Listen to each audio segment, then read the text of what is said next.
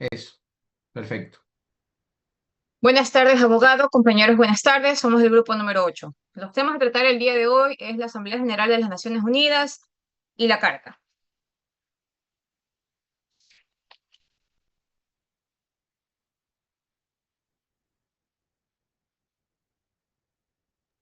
La Asamblea General de las Naciones Unidas es uno de los órganos deliberativos, normativos y representativos llamado la ONU. Establecida en el año 1945 con su sede en Nueva York, reúne a todos sus estados miembros, cada uno con un voto deliberativo, para discutir, coordinar esfuerzos internacionales en temas de gran alcance, como la paz, la seguridad, el desarrollo sostenible, los derechos humanos, el desarme y la cooperación internacional. Tiene 6 lenguas oficiales: árabe, chino, inglés, francés, ruso y español. Esta Asamblea General promueve la diplomacia multilateral, la toma de decisiones colectivas, intereses vinculantes, intereses y aspiraciones de una comunidad internacional. Aunque sus resoluciones no son jurídicamente vinculantes, tienen un fuerte valor político y moral. Desempeñan un papel clave en la formación de derecho internacional y en la promoción de la paz y la cooperación mundial. Este órgano reúne anualmente en sesiones ordinarias en Nueva York, ya lo dijimos. A través de sus debates y sus resoluciones, la Asamblea General contribuye a la construcción del orden mundial más justo, inclusivo y sostenible. ¿Qué nos dice la Carta? La Carta fue firmada en el año de 1945 en San Francisco, pero entró en vigor en el mismo año, el 24 de octubre. Su principal objetivo es mantener la paz y la seguridad internacional, fomentar relaciones amistosas, promover la cooperación internacional.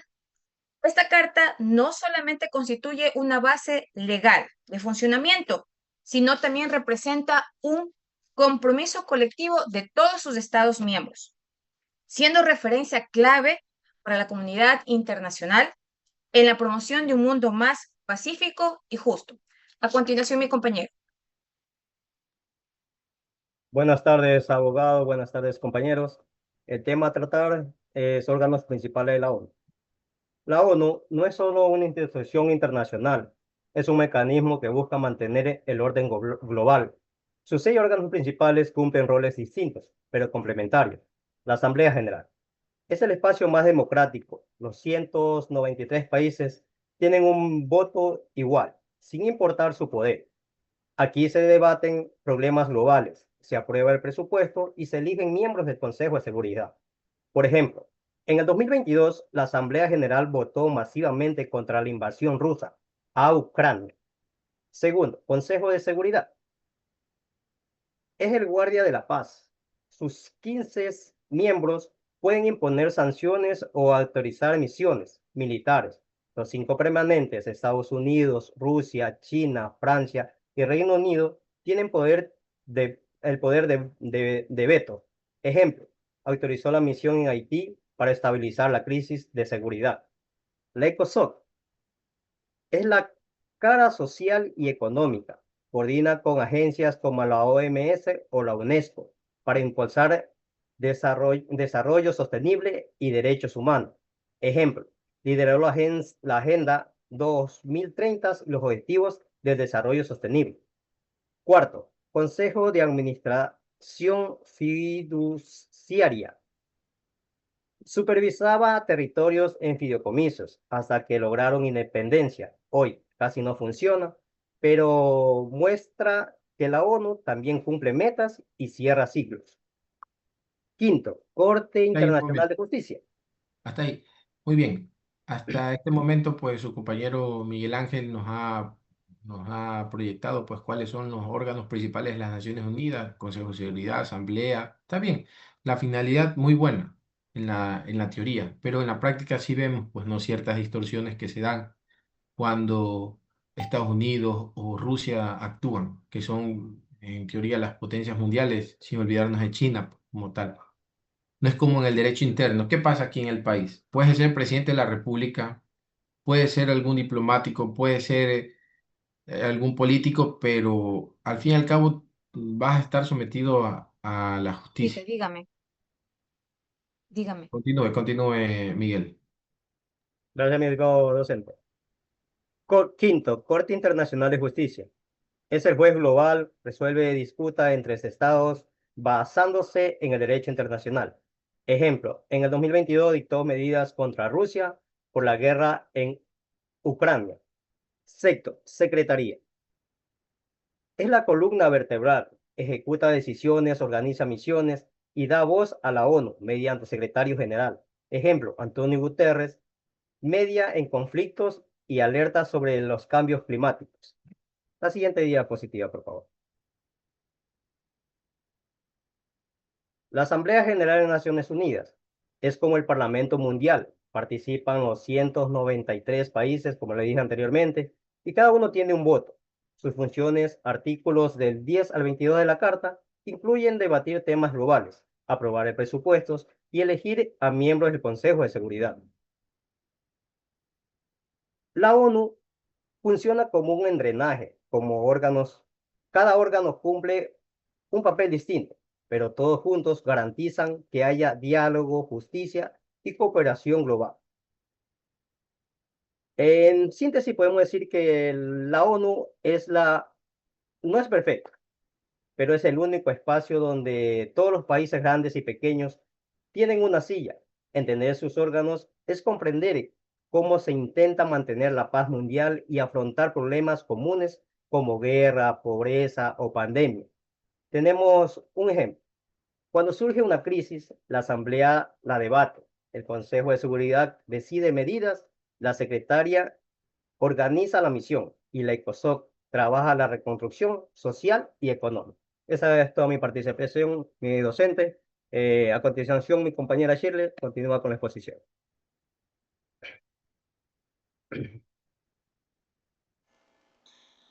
Buenas tardes, abogado. Buenas tardes, compañeros.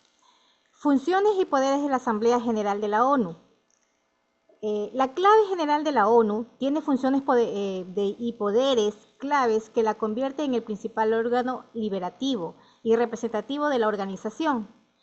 Entre sus funciones principales destacan las siguientes: funciones deliberativas y de debate, examinar y discutir cuestiones deliberativas al mantenimiento de la paz y la seguridad internacional, formular recomendaciones a los Estados y miembros y al Consejo de Seguridad, servir como foro para la cooperación multilateral en asuntos globales, servir como foro para la cooperación multilateral en asuntos globales. Dos, tenemos poderes en materia de paz y seguridad. Aunque el Consejo de Seguridad tiene la responsabilidad, la Asamblea puede tratar cualquier tema relacionado con la paz y la seguridad. Puede actuar en casos de bloqueos en el Consejo de Seguridad. Ejemplo, resolución Unidos por la Paz de 1950. Funciones normativas y recomendaciones. Hacer recomendaciones para el desarrollo progresivo del derecho internacional. Aprobar declaraciones de principios como la Declaración Universal de Derechos Humanos en 1948. Funciones en materia de elecciones y nombramientos. Elige a los miembros no permanentes del Consejo de Seguridad, elige a los miembros del Consejo Económico y Social, del Consejo de Derechos Humanos, nombra a recomendaciones del Consejo de Seguridad al secretario general de la ONU. Participa en la elección de los jueces de la Corte Internacional de Justicia. Funciones en materia presupuestaria y administrativa. Examina y aprueba el presupuesto de la ONU, determina las contribuciones financieras obligatorias de los Estados miembros. Supervisa el trabajo de los órganos subsidiarios y especializados.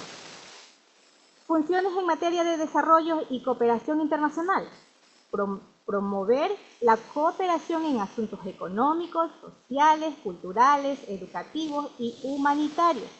Coordinar la acción con organismos especializados Y como séptimo punto también tenemos en funciones de supervisión, examinar informes del Consejo de Seguridad de los órganos, evaluar la administración de nuevos miembros de la ONU, supervisar el régimen de tutela internacional de territorios no autónomos.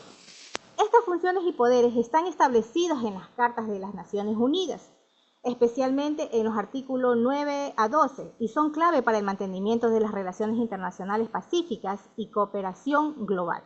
Muchas gracias. Mi siguiente compañero, por favor. Eh, Doctor Daniel Prócer, buenas tardes, compañeros, buenas tardes. A mí me ha tocado hablar sobre el tema de Secretaría de la Asamblea General. Está integrado por el secretario general y su equipo de funcionarios. Fue elegido el señor Antonio Guterres, en la cual él fue el noveno secretario general y y asumió el cargo el 1 de enero de 2017. Sobre el secretario general, que es designado por la Asamblea General y propuesto por Consejo de Seguridad. Un ejemplo de esto es un proceso de selección del actual secretario, don Antonio Guterres, que el Consejo de Seguridad recomendó su candidatura y la Asamblea General lo designó para el cargo. El secretario general siempre tiene que presentar un informe anualmente sobre las labores de las organizaciones, en la cual el secretario tiene que ser un informe exhaustivo donde detalla el progreso y los desafíos de la Organización de Naciones Unidas en temas como la paz, en temas la seguridad, de desarrollo sostenible y los derechos humanos. Cómo debe actuar con plena independencia sin aceptar de las directrices en ningún gobierno. El secretario general tiene la obligación de mantener la imparcialidad. Por ejemplo, en conflictos internacionales, como dijo antes nuestro profesor, Daniel Prócer, y no puede tomar partido por ninguno. Eh, que las bases, decisiones y acciones de la Secretaría se basan únicamente de los principios y propósitos de la ONU. El siguiente compañero. Bien, buenas tardes, abogados y compañeros. Siguiendo con la exposición sobre el reglamento de la Asamblea General. La Asamblea General constituye uno de los 6 órganos principales de las Naciones Unidas. Todos los Estados miembros están representados en ella, pudiendo designar un máximo de 5 representantes cada uno. Este órgano celebra un periodo ordinario de sesiones cada año, así como sesiones especiales cuando la situación lo requiere, los cuales son convocados por el secretario general a petición del Consejo de Seguridad. En cuanto a sus competencias, la Asamblea General posee un amplio mandato. Está facultada para debatir cualquier tema que se encuentre dentro del ámbito de la Carta de las Naciones Unidas o que guarde relación con las competencias de cualquiera de los órganos del sistema, salvo que el Consejo de Seguridad se encuentre abordando de manera activa una controversia o situación concreta. La Asamblea puede formular recomendaciones dirigidas a los Estados miembros o al propio Consejo. Esta atribución abarca la deliberación sobre principios generales vinculados al mantenimiento de la paz y la seguridad internacional, incluyendo el desarme y la regulación de armamentos. En base al proceso de toma de decisiones, en la Asamblea General se realiza mediante votación, donde cada Estado miembro dispone de un voto. Los asuntos considerados de especial relevancia requieren una mayoría cualificada de 2/3 de los miembros presentes y votantes. El resto de las decisiones se adoptan por mayoría simple. Asimismo, la Asamblea está autorizada para crear los órganos subsidiarios que estime necesarios para el cumplimiento efectivo de sus funciones. Un caso importante votado por mayoría en la Asamblea General es sobre el respaldo al Pacto Mundial para la Migración, que fue aprobado en el 2018, con 152 votos a favor, que aborda la migración de forma segura, ordenada y regular, estableciendo los derechos de responsabilidad mutua entre los países y los migrantes. La aprobación de este pacto marcó un hito en la gobernanza global de la migración, ya que fue el primer marco multilateral en abordar de manera integral el fenómeno migratorio. Hasta aquí mi intervención, la siguiente compañera. Buenas tardes, abogado y compañeros. Las reformas del Consejo de Seguridad de la ONU. Este consejo es el órgano más importante encargado de mantener la paz y la seguridad mundial, y sus decisiones son obligatorias para todos los países miembros de la ONU. Además, estas trabajan de manera permanente, las 24 horas del día y los 7 días de la semana, porque así pueden responder rápido cuando surge una crisis internacional, y esto es algo que hace que su papel sea tan clave. El derecho a veto es uno de los mayores problemas del Consejo de Seguridad de la ONU. Este derecho es exclusivo de los miembros permanentes. Si uno de ellos dice no a una resolución, esa decisión no se aprueba, aunque todos los demás estén de acuerdo. Fue creado después de la Segunda Guerra Mundial para que estas grandes potencias pudieran decidir sobre asuntos importantes de paz y guerra y proteger sus intereses. El poder se centra en unos pocos países, y a lo largo del tiempo se ha visto que esto puede bloquear decisiones que son urgentes o necesarias. Por otro lado, los miembros no permanentes también participan y votan, pero no tienen un derecho a veto, es decir, su no puede bloquear a una resolución. Ellos solo aportan su opinión y su voto, pero no pueden detener decisiones si un miembro permanente no está de acuerdo. Entonces vemos claramente la diferencia entre permanentes y no permanentes, y esto explica por qué muchas veces las decisiones importan, no reflejan la opinión de todos los países. El Consejo de Seguridad está conformado por 15 miembros en total, de los cuales 5 son permanentes y tienen derecho a veto: Estados Unidos, Rusia, China, Francia y Reino Unido. Los otros 10 son no permanentes y no tienen veto. Se elige por un periodo de 2 años y representan a distintas regiones del mundo. Aquí han estado países como Brasil, Japón, Ghana y Ecuador. Nuestro país ha sido elegido como miembro no permanente varias veces, que fue en 1950, 1960, 1961, 1991 y 1992. Y ahora ¿Qué nuevamente, pasó? que fue en el 2023 y Eso. 2024. Excelente, Es excelente. Ahí estuvo el doctor de la Gasca, abogado guayaquileño, como representante del Ecuador ante el Consejo de Seguridad. Muy bien, señorita. Esto es un claro ejemplo de que aunque participemos, nuestro poder es limitado. Y esto se ve aún más cuando las grandes potencias usan su veto. Por ejemplo, en la guerra de Ucrania, Ecuador votó a favor de condenar la invasión rusa, pero esas resoluciones no pasaron porque Rusia usó su veto. Entonces vemos que nuestra participación había quedado afectada mientras frente a los miembros permanentes y su poder de veto. Y esto es algo que muestra lo urgente que es pensar en reformas. Se habla tanto de las reformas al Consejo de Seguridad. Entre las principales propuestas están aumentar el número de miembros permanentes y no permanentes para dar más representación a regiones como África, Asia y América Latina. También reformar o limitar el derecho a veto, si no se sigue bloqueando la acción del Consejo en guerras o crisis humanitarias que requieren una respuesta urgente. Aquí podemos ver claramente por qué estas reformas son necesarias y no solo un tema de discusión, y esto ayuda a que el Consejo sea más justo y eficaz. A continuación, mi compañera. Gracias.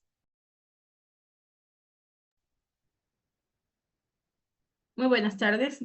Yo les voy a hablar sobre uno de los documentos más importantes del derecho internacional, como es la Carta de las Naciones Unidas, que da vida y estructura a la ONU. La carta fue firmada en San Francisco el 26 de junio de 1945. Al final de la Segunda Guerra Mundial, en la Conferencia de San Francisco, participaron 50 países con el objetivo de crear una organización que evitara futuros conflictos armados. Polonia no estuvo presente en San Francisco, pero luego fue considerado uno de los países también fundadores. A raíz de esta firma, es un momento histórico marcado en el inicio de una nueva era de cooperación internacional. Aunque fue firmada en junio, entró en vigor en el 24 de octubre de 1945. Aunque la Carta es el documento fundamental que rige el funcionamiento de la ONU, así como una constitución define cómo opera el país, esta Carta establece las reglas, principios y límites de la organización. Entre sus propósitos están manejar la paz y la seguridad internacional, fomentar relaciones amistosas entre las naciones y promover el respeto de los derechos humanos. También define principios como la igualdad, soberanía de los estados y la solución pacífica de controversias. Cada órgano de la ONU tiene funciones específicas. Por ejemplo, el Consejo de Seguridad puede autorizar misiones de paz y sanciones internacionales. La Asamblea, que permite que todos los países debatan temas globales. Y la Corte Internacional de Justicia, que resuelve las disputas legales entre estados. Actualmente son 193 países que forman esta Carta de las Naciones Unidas. A continuación, mi compañero. Bueno, buenas tardes con todos, abogados y compañeros. Yo les voy a hablar sobre los capítulos de las cartas de las Naciones Unidas, pero de una manera resumida y agrupada. La Carta de las Naciones Unidas está compuesta por un preámbulo que dice "Nosotros los pueblos de las Naciones Unidas resueltos", y 19 capítulos que establecen los propósitos, principios y el funcionamiento de la organización. Del capítulo 1 al 4 se establecen los propósitos y principios de la ONU, como mantener la paz, fomentar la cooperación y respetar los derechos humanos. Luego se regula quiénes pueden ser miembros, cómo se admiten nuevos estados y cuándo pueden ser suspendidos o expulsados.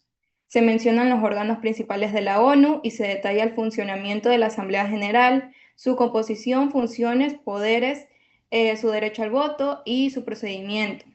Del capítulo 5 al 8 se explica la estructura del Consejo de Seguridad, sus funciones y su poder de tomar decisiones obligatorias. También se regulan los métodos para el arreglo pacífico de controversias y qué medidas tomar en caso de amenazas a la paz, actos de agresión o conflictos armados. También se habla de los acuerdos regionales que complementan el trabajo de la ONU en el mantenimiento de la paz. Del capítulo 9 al 12 se enfocan en la cooperación internacional económica y social, se explica la composición y funciones del Consejo Económico y Social, también se incluye la declaración relativa a territorios no autónomos, reconociendo el derecho de los pueblos a su autodeterminación y el régimen de administración fiduciaria para esos territorios. Del capítulo 13 al 16 se regula el Consejo de Administración Fiduciaria, encargado de supervisar los territorios bajo fideicomiso. También establece el papel de la Corte Internacional de Justicia, que resuelve conflictos jurídicos entre estados. Se detalla el funcionamiento de la Secretaría, encabezado por el Secretario General Antonio Gutiérrez, y se incluyen disposiciones varias para el funcionamiento general de la ONU. Para finalizar con el capítulo 17 al 19, se mencionan los acuerdos de seguridad transitorios, el procedimiento para reformar la Carta y el proceso de ratificación y firma, que fue lo que permitió la creación formal de la ONU en 1945. Gracias. Como conclusión, tenemos que las Naciones Unidas y su Carta Fundacional representan un hito histórico de la cooperación internacional y de la búsqueda de la paz mundial. La Carta de las Naciones Unidas, como base legal y moral de la organización, establece principios y que guían. Entre tanto, las Naciones Unidas, como su Carta, son pilares esenciales, fundamentales del orden internacional, que reflejan un compromiso hacia la humanidad para construir un futuro más justo, seguro y cooperativo para todos. Esta ha sido nuestra intervención del grupo número 8. Muchas gracias, abogado. Compañeros. Muy bien, el grupo 8 sobre la Asamblea de las Naciones Unidas y la Carta de las Naciones Unidas. No se olviden subir las diapositivas y el trabajo conjuntamente. Último grupo y final. Mira, Buenas tardes, compañeros. Buenas tardes, abogados. Somos del grupo 9 y No se ven las diapositivas, compañero. no se ven, eso iba a preguntar porque no sé qué A mí pasa. me sale. yo sí las veo. Sí se ¿Sí se ven, las ve? sí se Sí ven, se solo tienen ve. que Sí se avanzar. ve. Tienen refugiados en el derecho Una internacional. de las más importantes, los tratados, los principios, jurisprudencia, pues nos vamos a enfocar a otra cosa, no olvidar los principios del derecho internacional que han expuesto porque son fundamentales para que ustedes puedan resolver algún caso práctico que la cátedra les ponga. Sin perjuicio de que acá en el derecho al mar también tenemos varios principios que los vamos a analizar. Los dos deben ir de la mano. No ha pasado que llegamos a derecho ambiental el siguiente semestre y se olvidan todo lo de derecho internacional. No solo es para el examen, sino que esta materia y derecho ambiental se concatenan, van de la mano. Y derecho social comunes y justicia indígena también. No olvidar lo de derecho internacional, guardar sus apuntes. Ahí hay un texto en el aula virtual en la cual ustedes se van a poder guiar también.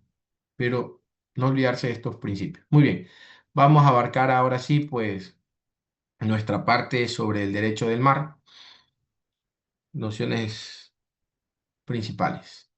Muy bien, ¿qué es el derecho del mar?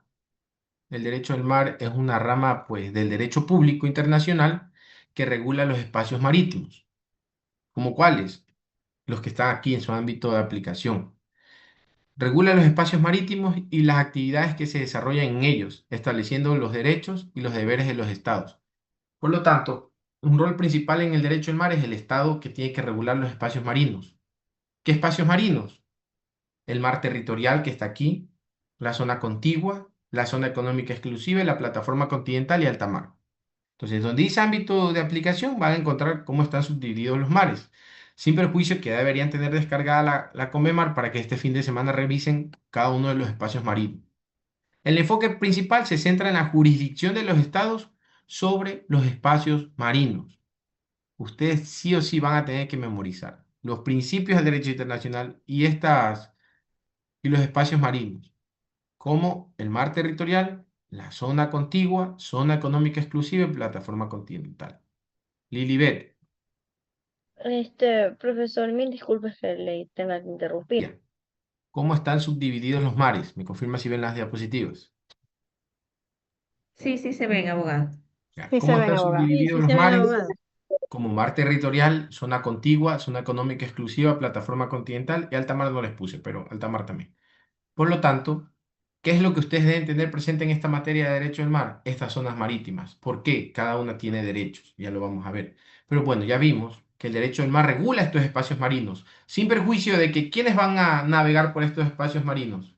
Los buques, petroleros, los que lleven containers, o los que se dediquen a la pesca o al turismo, como ¿qué buques o quiénes se dedican al turismo en los océanos? ¿Qué Los tipo? cruceros. Los cruceros, ellos también. Muy bien, bajo esta premisa ya queda claro que regula el derecho del mar. Ahora, ¿qué es el derecho marítimo? ¿Es lo mismo o no es lo mismo? No es lo mismo. El derecho marítimo es el conjunto de normas jurídicas, relaciones y actividades que se desarrollan en el ámbito marítimo, especialmente comercial y privado. Comercial y privado, como ven en la imagen, las zonas portuarias de los estados, de los países, de las ciudades. ¿Qué reciben? Los buques que llevan containers. Esos containers llevan productos que el país exporta o importa, sean autos, camarón, ¿no? Los productos que todos conocen. También desde los puertos suelen, suelen también haber buques que trasladan o se dedican a llevar de un país a otro crudo de petróleo. Entonces hay varias actividades, civiles y mercantiles. El ámbito de aplicación regulan aspectos como el transporte marítimo, los contratos de fletamentos, el seguro marítimo, la responsabilidad civil derivada de accidentes marítimos y el salvamento. Su enfoque principal se centra en las relaciones entre particulares en el contexto marítimo, es decir, el dueño de una transnacional que se dedica a exportar versus un exportador versus la naviera versus relaciones entre privadas. Entonces aquí se generan relaciones comerciales, laborales y civiles, contratos mercantiles y civiles, seguros, porque estos buques necesitan tener documentación, seguros marítimos. Las navieras también están de por medio, las zonas portuarias de los países. Esto es clave. Por lo tanto, aquí voy a hacer una T para preguntarles algo. Entonces sería derecho público, derecho privado. Derecho del mar, ¿pertenece al derecho público o privado? Público, Muy bien. ¿Pero por qué, Denny? porque es algo que todos podemos beneficiarnos o utilizar. El mar es algo público. No. ¿Por qué forma parte del derecho público? Porque el Estado tiene un rol fundamental en esta materia, en el derecho del mar. Al momento que el Estado, que es el que garantiza los espacios marinos costeros, los recursos marítimos, el crudo de petróleo que hay abajo de los mares y el gas natural, ¿quién está a cargo? El Estado. Les pregunto, ¿el derecho civil forma parte del derecho público o privado? ¿En qué columna lo ponen? Privado. ¿Por qué Privado. es gancho? Civil. ¿Cuál es la finalidad del derecho civil? Civil. ¿Qué es el derecho Se civil? enfoca en derechos patrimoniales, propiedades, De las obligaciones personas, personales. de las personas. Perdón, sí. Está bien lo que usted dice, pero de los de individuos, ¿no? Muy bien. Aquí no entra el Estado en el derecho civil, por eso lo ponemos en este lado, derecho privado. El derecho marítimo, derecho público o derecho privado. Derecho público, hijo. ¿Ah? Público. Oscar, ¿por qué derecho público el derecho marítimo? Contempla lo que son Lo que son eh, normas jurídicas. No, no es derecho privado, es derecho, perdón, no es derecho público, por como dijo Oscar, sino es derecho privado, porque si hay relaciones, la finalidad de esta materia regula las relaciones entre privados, entre empresarios, entre los dueños de los containers, dueños de los buques. Aquí el Estado tiene un rol secundario. En cambio, en el derecho del mar, el rol del Estado es principal. Tienes que cuidar tus fronteras marítimas. Es como el derecho constitucional o el derecho interno. El Estado se encarga de salvaguardar, de delimitar las fronteras terrestres. ¿Qué países son fronterizos con el Ecuador?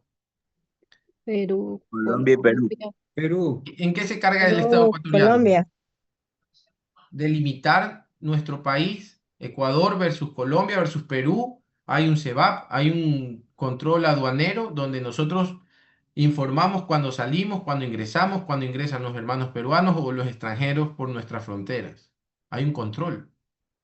Entonces, cuando entra el Estado como tal, tiene su rol principal, es derecho público. El derecho ambiental es derecho público o privado.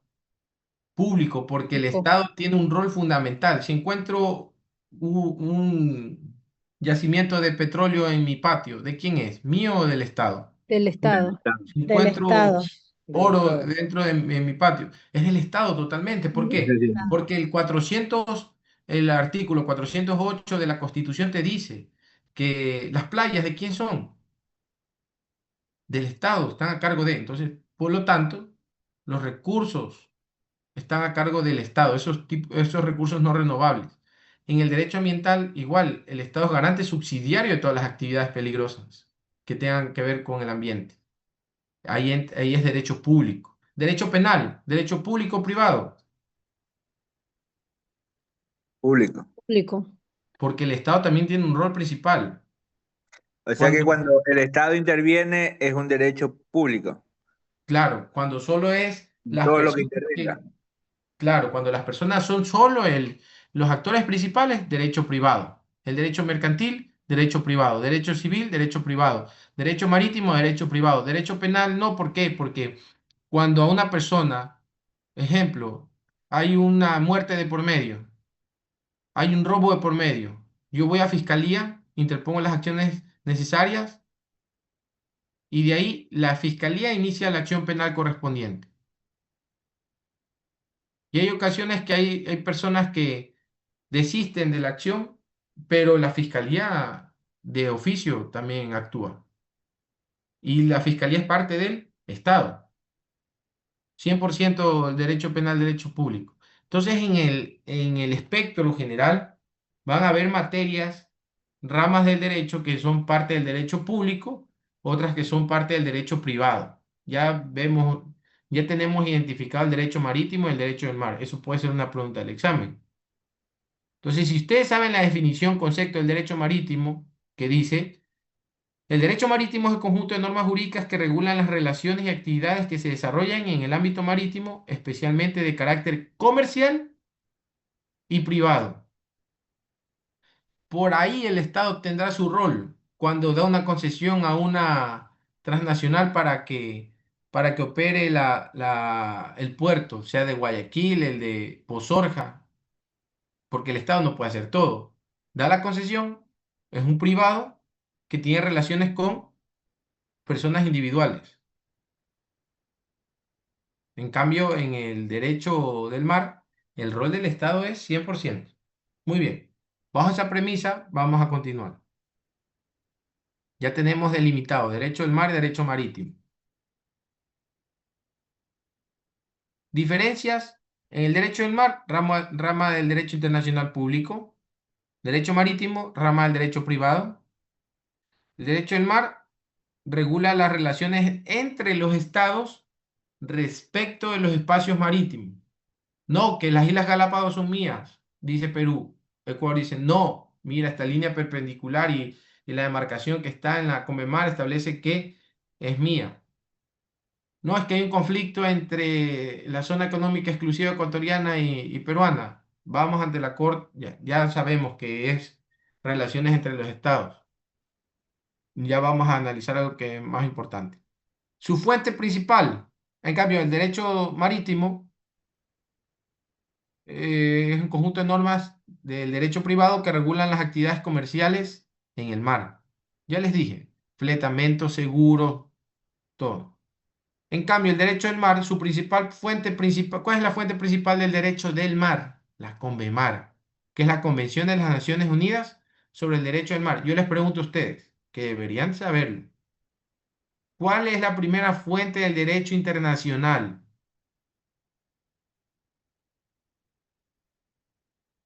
No son los principios, no es la doctrina, no es la jurisprudencia. ¿Cuál es la fuente más importante del derecho internacional?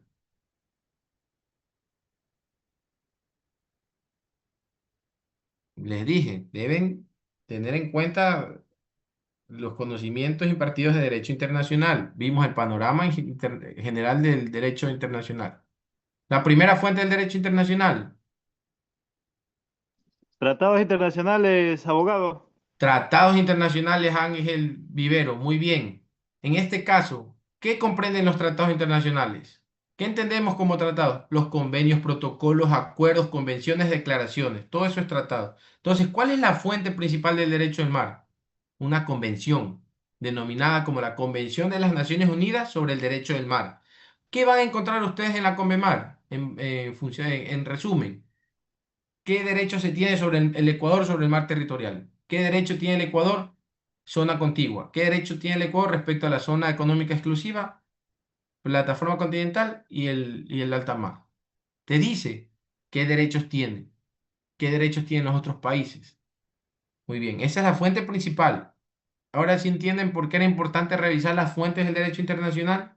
Se relacionan íntimamente, aunque en el derecho del mar tienen pues su especificación directa.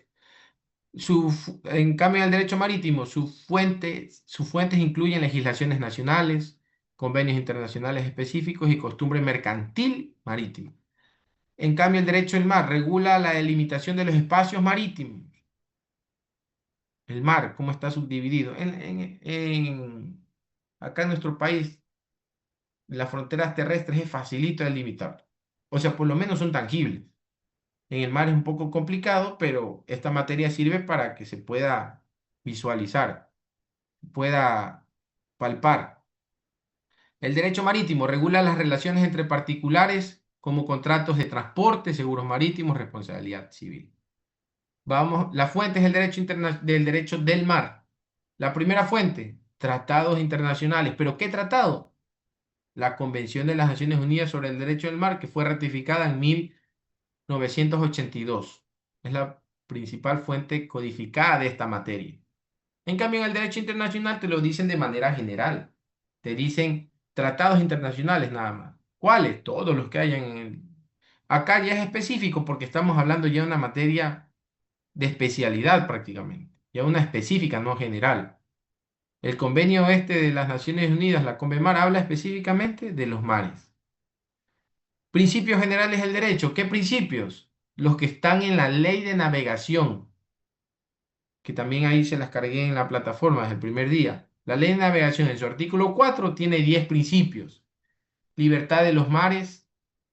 Hay otro principio, perdón, el principio este de mantener la seguridad de la vida humana en el mar. Es decir, los buques que se dedican a la pesca llevan a seres humanos que hay que precautelar la vida de las personas en el mar. Los buques que transportan crudo de petróleo llevan a personas. Los que llevan containers, todos los buques llevan a seres humanos. Hay que precautelar la vida de los humanos en el mar. ¿Qué otro principio? El de desarrollo sostenible, el de prevención, precaución, el de celeridad, proporcionalidad, responsabilidad objetiva. Queda como tarea descargarse la ley de navegación y revisar esos principios, que en segundo parcial, Seguridad jurídica también está. seguridad jurídica, muy bien, maybe, seguridad jurídica y responsabilidad objetiva. Entonces, todos estos principios son muy diferentes a los del derecho internacional, me ayudan como que a regular un poco la parte interna del país, es decir, desarrollo sostenible. Es diferente a los otros principios del derecho internacional. Entonces, están más enfocados como para el buque que va a transitar en los mares. En cambio, los del derecho internacional van más enfocados como para los estados vecinos. Es decir, viene un buque de bandera mexicana a nuestras costas y contamina. Entonces, yo ya puedo utilizar dos principios. Uno del derecho internacional, contaminación transfronteriza, y el de desarrollo sostenible de la ley de navegación. ¿Por qué? Porque el desarrollo sostenible establece que los recursos de las generaciones actuales hay que cuidarlos para que las futuras generaciones puedan seguir disfrutando de esos recursos. Es decir, ya se genera una responsabilidad tácita. No vas a agotar todos los recursos y las futuras generaciones no van a poder después disfrutarlos, ¿no? Hay que trabajar medidamente. Por lo tanto, eso te da el derecho del mar, esa obligatoriedad. A través de ese principio le puedes decir, miren, yo no voy a pescar, voy a conservar las especies marinas de mi zona económica exclusiva, es un derecho que yo tengo, lo hago a través del desarrollo sostenible. Y ahí tengo los otros del derecho internacional que los puedo ir, pues, utilizando. ¿Qué más? La jurisprudencia. En el derecho internacional también teníamos la jurisprudencia como fuente, pero era la jurisprudencia de la Corte Interamericana de Derechos Humanos. ¿Por qué? Porque en el derecho internacional, ¿quiénes son los actores principales? Los estados. Pero los estados son un ente ficticio, porque ¿quiénes viven dentro del estado? Los seres humanos. Y normalmente en el derecho internacional suelen haber problemas entre estados, pero los actores son las personas. Entonces, normalmente cuando el Estado no actúa de manera correcta, el ciudadano se agota todas las instancias dentro del país, acude a la Corte Interamericana de Derechos Humanos y suele ser sancionado por esta alta corte el Estado por no garantizar los derechos a sus ciudadanos. En cambio, en el derecho del mar, Su jurisprudencia es la jurisprudencia de la Corte Internacional de Justicia. ¿Por qué? Y del Tribunal Internacional del Mar, porque normalmente cuando se dan los conflictos entre estados por, por alguna zona marina, por algún tipo de contaminación o por delimitación marina o algún problema marítimo, ¿a dónde vas? ¿Vas a la Corte Interamericana de Derechos Humanos? No, vas a la Corte Internacional de Justicia. Sucede en La Haya, idioma oficial inglés y francés. Dirime conflictos entre estados. Y si ya te vas en algo muy específico del derecho del mar, te bajas al Tribunal Internacional del Derecho del Mar, que está de al ladito. Muy bien. Costumbre internacional también, prácticas generalmente aceptadas como derecho por la comunidad internacional. Luego tenemos algo que es muy importante. La CONVEMAR, que lo vimos hace 2 diapositivas atrás. ¿Cuándo fue creada? En 1982 por varios países. Entonces aquí nos deja una premisa. Cuando esos países se reunieron y decidieron promulgar la CONVEMAR, ellos tuvieron que cumplir ciertos requisitos ante la Secretaría General de las Naciones Unidas. La crearon y lo fueron a registrar allá, porque ellos tienen la Asamblea de las Naciones Unidas que cumple el rol de nuestra Asamblea, de crear leyes, de ratificar, de analizar y aprobar. Luego se da el procedimiento de registro, documentación y certificación formal. Luego se da la publicación internacional, acceso público a los tratados, ya es un tratado registrado por las Naciones Unidas en su Gaceta Oficial y ya está. En 1982 fue publicado, ¿no? Ahora, y aquí te dice, pues, ¿no? El tema este. Ahora, fue creado en el 82. ¿Cuándo el Ecuador se hizo país miembro cuándo adoptó esta CONVEMAR? ¿Cuándo se obligó al cumplimiento? ¿Cuándo, eh, cuándo decidió ser un país miembro de esta CONVEMAR? En el 2012. Entonces, al momento de que el Ecuador decidió adherirse a esta CONVEMAR, ¿qué tuvo que hacer? El presidente acudió a las Naciones Unidas o ante estos órganos y, ¿qué hizo el presidente? Simplemente expuso su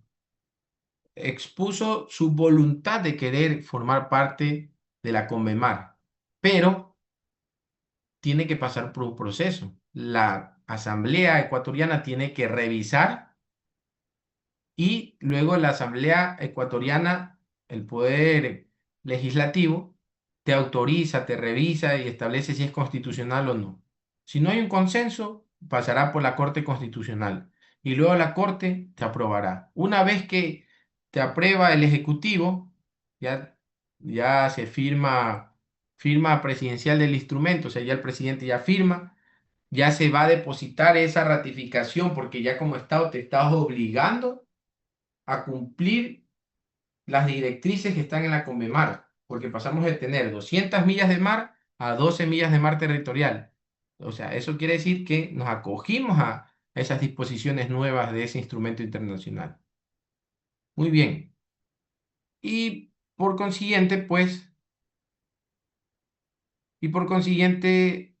ya el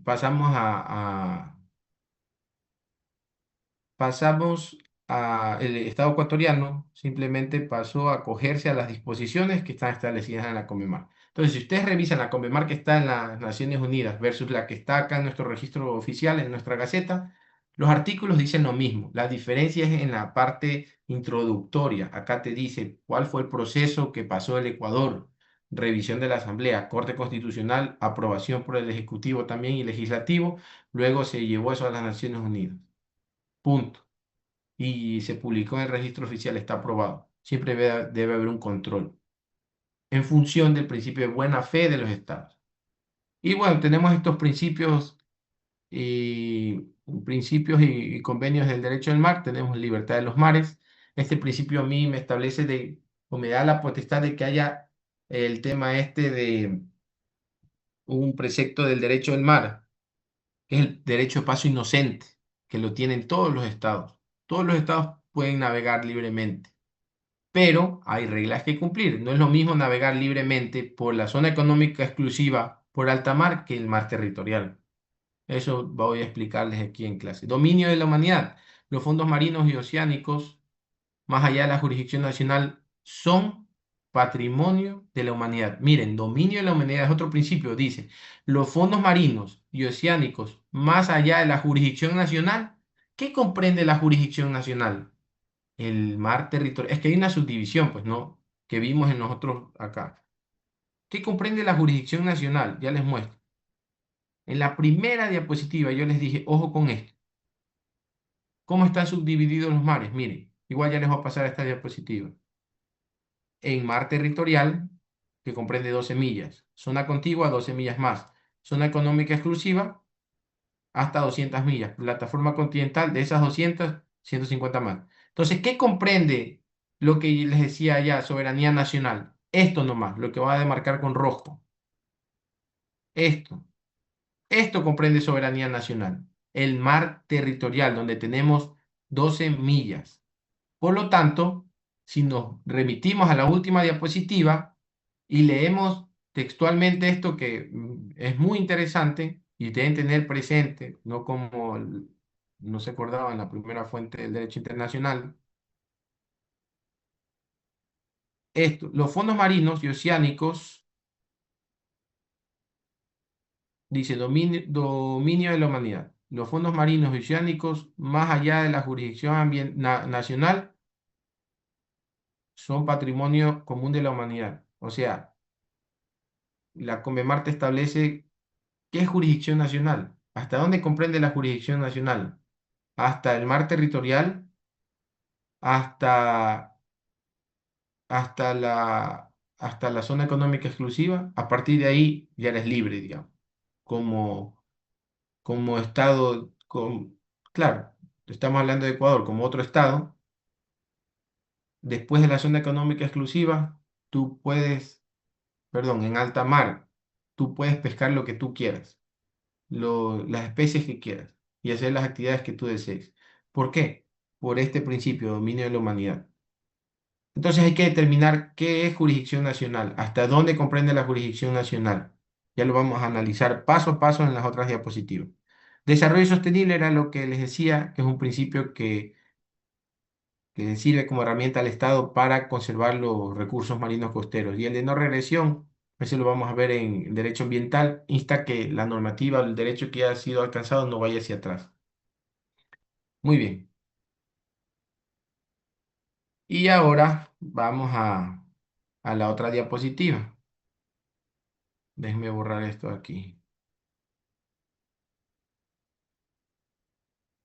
¿Me hace acuerdo, Presidenta, para compartir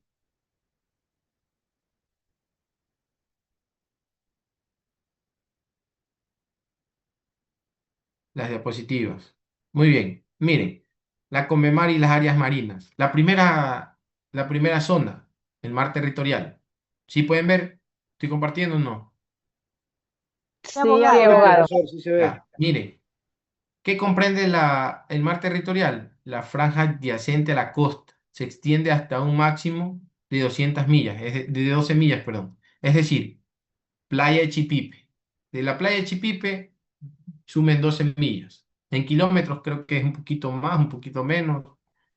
Será unos 10 kilómetros, 12 millas, más o menos. Por lo tanto, ahí ya tienen sus 12 millas. Esto comprende soberanía nacional. El Estado costero ejerce soberanía total. Esta palabra es clave. Soberanía total. Incluye el espacio aéreo, el lecho y subsuelo marino. Es decir, en el derecho del mar existe algo que se llama derecho de paso inocente, que es el derecho que tienen todos los buques de transitar. Para hacerlo rápido y que lo pueda entender. En esta zona marina, el Estado puede ejercer su jurisdicción como cuando yo estoy en el estado ecuatoriano, en la tierra, estoy en la frontera entre Ecuador y Perú, y en el lado ecuatoriano, si quiere pasar un extranjero, tiene que informarme, tiene que registrarse en el CEBAP, en el control aduanero. No se puede pasar libremente. Tú puedes pasar libremente en tu país. En el Ecuador tienes que pedir, si eres extranjero, tienes que pedir autorización. Esa parte que es de aguas verdes, que es peruana, Huaquillas, que es ecuatoriana. Eso comprende prácticamente Huaquillas, comprende esto del mar territorial, esas 12 millas que tenemos. Por lo tanto, cuando hablamos de mar territorial, esas 12 millas, si viene un buque extranjero y quiere pasar acá al Ecuador, tiene que pedir permiso. Punto. 12 millas tiene que pedir permiso en el mar territorial. Segundo, zona contigua. Son 12 millitas más allá de la línea que demarca el mar territorial. Termina el mar territorial y ahí se cuentan 12 millas más. Esa es la zona, el área adyacente al mar territorial se extiende hasta 24 millas. ¿Para qué me sirve a mí la zona contigua? Es como una zona de control, es como un peaje, es como una zona que a mí me permite, como Estado, pedirle documentos, pedirle o comunicarle algo al buque que viene de otro estado antes que entre al estado ecuatoriano prácticamente, a nuestro mar territorial, porque no se puede pescar. Bueno, de acuerdo al derecho a la libre, ¿cómo es el paso inocente? Puede haber un buque que esté quedándose sin gasolina, sin diésel para poder navegar, va a tener que abastecerse pues aquí en el estado ecuatoriano, pero entra con un permiso. Entonces, ¿qué se asegura el Estado ecuatoriano? No tienes una concesión, no tienes un contrato mercantil, no tienes relación de dependencia con el puerto de Guayaquil o Pozorja o Manta. Entonces, ¿qué pasa ahí? Bueno, usted solo ejerce su derecho de paso inocente, abastézcase y retírese. Pero hay buques de otros países que tienen contratos civiles, mercantiles, son buques de export que traen los containers o no. Ellos sí pasan al Estado ecuatoriano y tienen que cumplir reglas. Para eso es la zona contigua. Luego viene zona económica exclusiva. Aquí, a diferencia de la zona contigua y el mar territorial, o más que todo mar territorial, aquí no se puede, aquí se puede transitar libremente sin ningún permiso. Entonces, si hacemos una comparativa, antes teníamos 200 millas de mar territorial, cuando no teníamos la Convemar. Ahora tenemos la Convemar, tenemos 12. Si yo hago un análisis rápido, digo, ya no tengo 200, pero tengo 12, pero tengo la zona económica exclusiva, que los buques solo van a poder navegar. ¿Por qué? Porque no pueden aprovecharse de los recursos marinos, no pueden extraer crudo de petróleo ni gas natural. Entonces, si yo hago el análisis, siendo bien positivo, yo digo, bueno, lo único que cambió es que acá sí van a poder navegar, pero los recursos siguen siendo míos. Van a poder pasar, van a poder navegar libremente. No tienen que pedir un permiso. Entonces, yo les digo rápidamente, ¿cuál es la diferencia entre zona económica exclusiva y mar territorial? Es que en el mar territorial vas a tener que pedir permiso para navegar por esas aguas, por las 12 millas. Acá no. Pero yo les digo, ¿el buque extranjero va a poder pescar aquí en la zona económica exclusiva? No. ¿Va a poder pescar en el mar territorial? No. La única diferencia es que acá tienes libre tránsito. Es lo que te da la Convemar, por el derecho del dominio de los mares, de que los mares es para todos, por lo menos para navegar, porque los recursos sí los vas a poder seguir cuidando. Antes teníamos 200 millas de mar territorial, nos hubieran tenido que pedir permiso a lo que iban a ingresar a lo que, en ese límite de las 200 millas. Ahora ya no necesitan, pero sí tenemos plena jurisdicción en las 12 millas. No sé si quedó claro esto que les estoy explicando. Entonces, ¿qué hay en la zona económica exclusiva? Hay corales, hay especies marinas que deben ser cuidados por el Estado. Por eso es soberanía de los mares. No sé si quedó clara la diferencia. Ya no tenemos 200, tenemos 12, pero tenemos la zona económica exclusiva, que no se puede pescar, no se puede aprovechar de los recursos. Lo único que puede hacer el país extranjero es tender esa fibra submarina, esa donde pasa el internet, que es como una especie de unos pequeños conductos ahí que van en el océano, que llevan internet los tendidos de los cables submarinos. Eso nomás pueden hacer los países extranjeros. ¿Quedó clara la diferencia? Es clave esto, porque en el examen puedo poner un caso práctico y si no entienden, díganme y yo se los explico. Zona económica, desde la línea base hasta 200 millas. O de las 24 de la zona contigua, yo mido 188. Cualquiera de las dos formas, hasta que lleguen a 200. Lo que me interesa es que sepan diferenciar entre la zona económica exclusiva y el mar territorial. ¿Sí quedó claro eso? Violeta, ¿sí le quedó claro la diferencia entre el mar territorial y zona económica exclusiva? El tema Sí, este. abogado. Sí, se me quedó, pero estoy muy atenta a su clase. Alexandra Cornejo, Po- usted levantó la mano. ¿Podría darnos un ejemplo práctico como usted más o menos dice? Ya, un ejemplo práctico. Viene un buque extranjero y quiere pescar en nuestra zona económica exclusiva. El Estado ecuatoriano tiene la potestad de decirle que no, que esos recursos son del Ecuador, pero puede navegar libremente. Viene ese mismo buque y quiere entrar a nuestras 12 millas que yo les demarqué. No va a poder hacerlo. Va a tener que pedir autorización para entrar al Estado ecuatoriano. Ingresa, navega, hace lo que tenga que hacer, o se va al puerto o simplemente va a cargar gasolina o diésel para poder movilizarse. Doctor, si ingresa dentro de las 12 millas sin el debido permiso, ya es como una invasión, ¿verdad? Claro, es como que venga, yo me quiera ir a Estados Unidos sin tener la visa e ingrese. Yo ya ahí ya ingresé legalmente.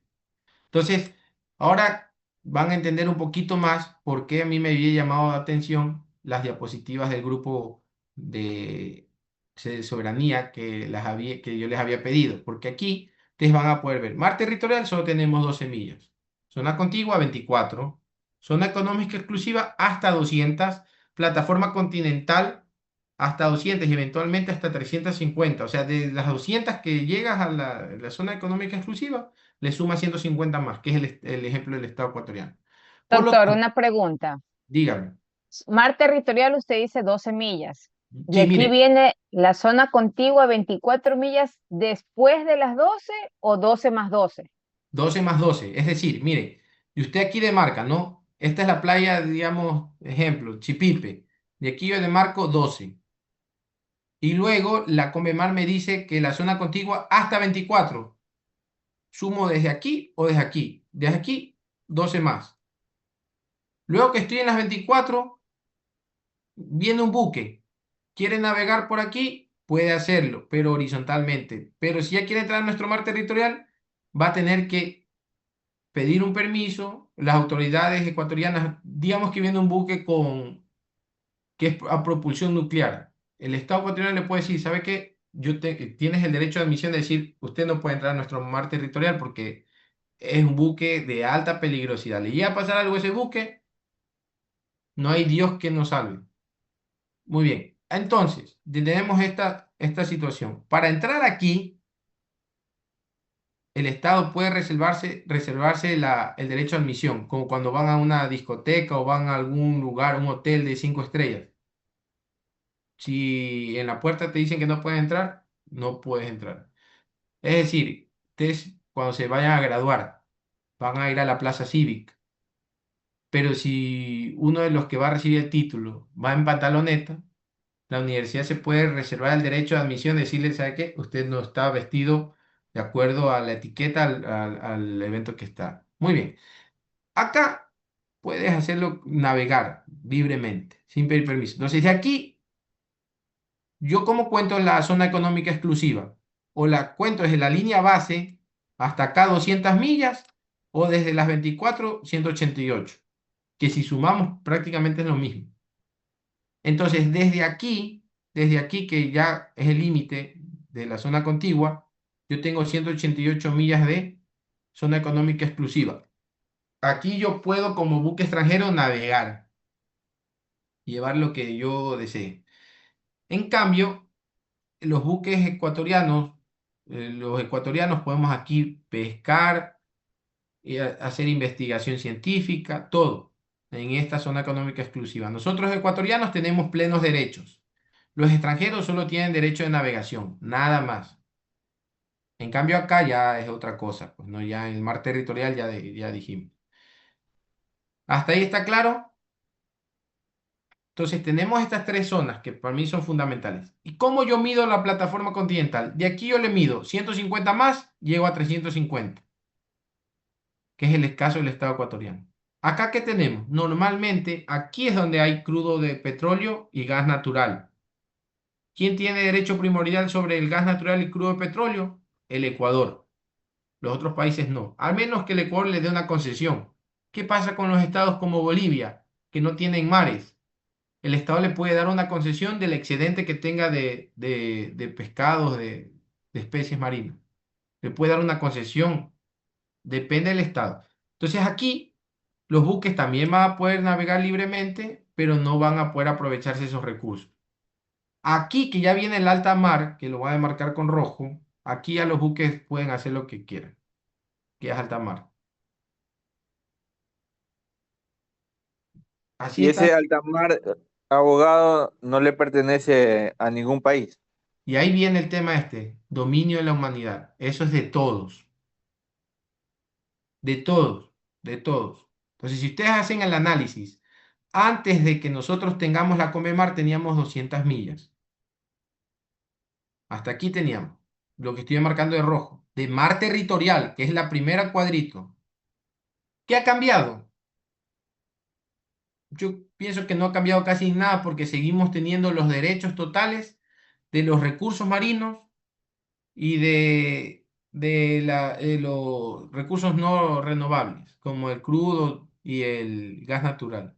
La única diferencia es que, ¿qué perdimos cuando suscribimos la Comemar? Que aquí, en esta zona, pueden navegar libremente, nada más, porque acá ya nos tienen que pedir permiso.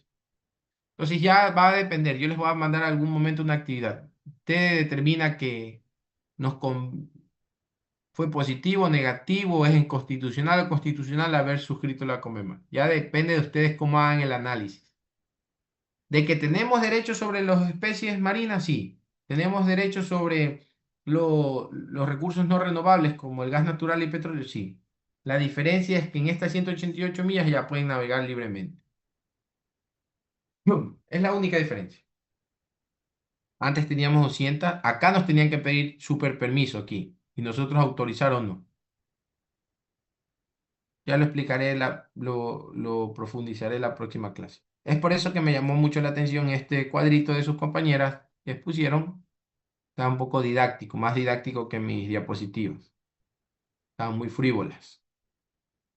Muy bien, ya les comparto a la presidenta las diapositivas. No olvidarse de venir leyendo. Álvaro, ¿usted tiene una duda? Ok.